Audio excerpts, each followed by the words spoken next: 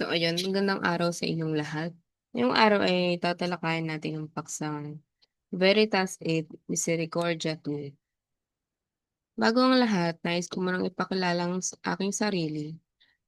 Ako nga pala si Carmela, ang tagapagsalita ngayong araw at tayo magsisimula. Simulan natin ito sa mga layunin para sa ating talakayan ngayong araw. Unang-una, maunawaan at may larawan ng vision, mission at mga halaga ng OLFE. Tuklasin ang iyong estilo sa pagkatuto at magtakda ng SMART o SMART na layunin para sa tagumpay. Matutunan ang pamamahala ng oras, pagkuha ng tala, at mga technique sa memorization para magtagumpay sa pagsusulit. Susunod, All-Full Vision, Mission, and Core Values. Ang layunin ng aming unibersidad ay maging isang kilalang paaralan na tumutulong, bumabago, at nagtuturo gamit ang magandang edukasyon. Kabilang na rin dito ang pagturo sa kahalagahan ng pagbibigay respeto, integridad, serbisyo at kahusayan. Dito naman ay bilang mag-aaral o simpleng tao, mahalaga ang may respeto, integridad, serbisyo at kahusayan sa bawat aksyon at pag-uugali lalo na sa eskwela.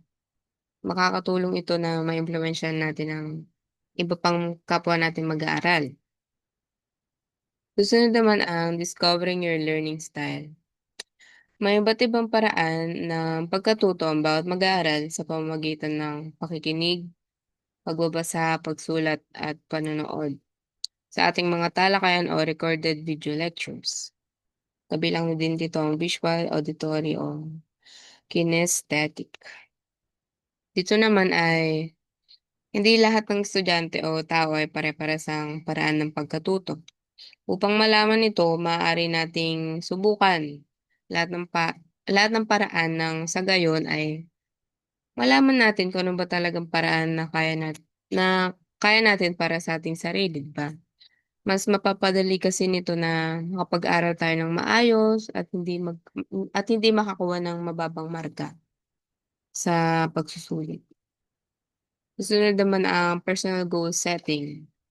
Dapat palaging tiyak, nasusukat, kayang abutin, mahalaga at may takdang oras. Ang pagkakaroon ng SMART sa ating personal goal ay mas nakakatulong upang maging maayos ang ating mga ginagawa araw-araw. Tama. Kasi, ayun, kapag mayroon tayong malinaw na goal, mas mapapadali nito ang bawat gagawin natin kahit gaano pa ito karami sa pamamagitan ng pagkakaroon ng SMART araw-araw na nangangahulugang specific, measurable, achievable, relevant at time-bound. Susunod naman ang achieving goals. Unang-una ang how to listen. Ang pakikinig ng maayos at nasa focus ay isa sa mga dahilan kung paano natin maintindihan ang isang bagay o tanong. Tama. Parati, parati dapat tayo maging aktibo at makinig ng mabuti.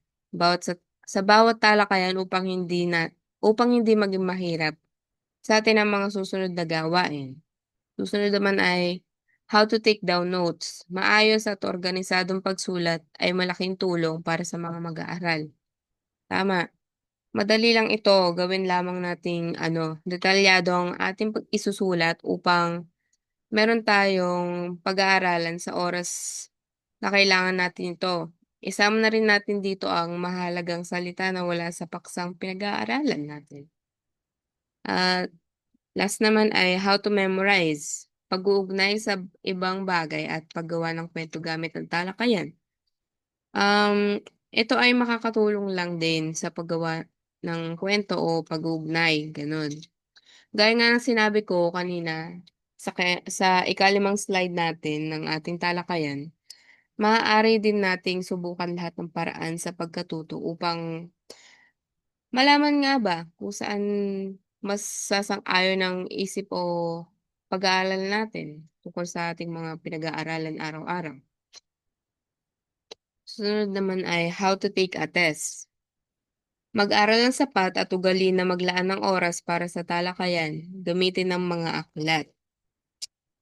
Maglaan ng mas maraming oras sa pag-aaral ng letsyon para hindi mag-alangan sa araw ng pagsusulit. Bukod sa pagbabasa, sulat at memorize, gawin mo rin itong familiar sa'yo para mas mapadali ang iyong pagsagot sa pagsusulit.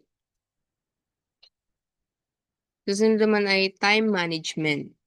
Gumawa ng organisadong schedule para sa bawat aktibidad na dapat gawin. Ito ay mahalaga sa araw-araw nating pag-aaral o pamumuhay.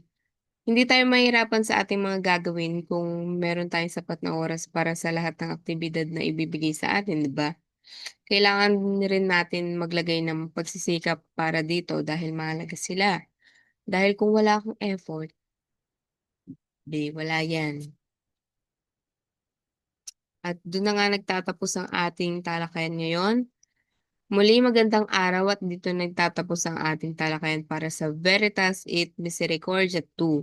Sana ay nakatulong at naturuan ko kayo ng kaunting kaalaman mula dito. Ganoon ay magpapaalam na ako. Salamat sa inyong lahat.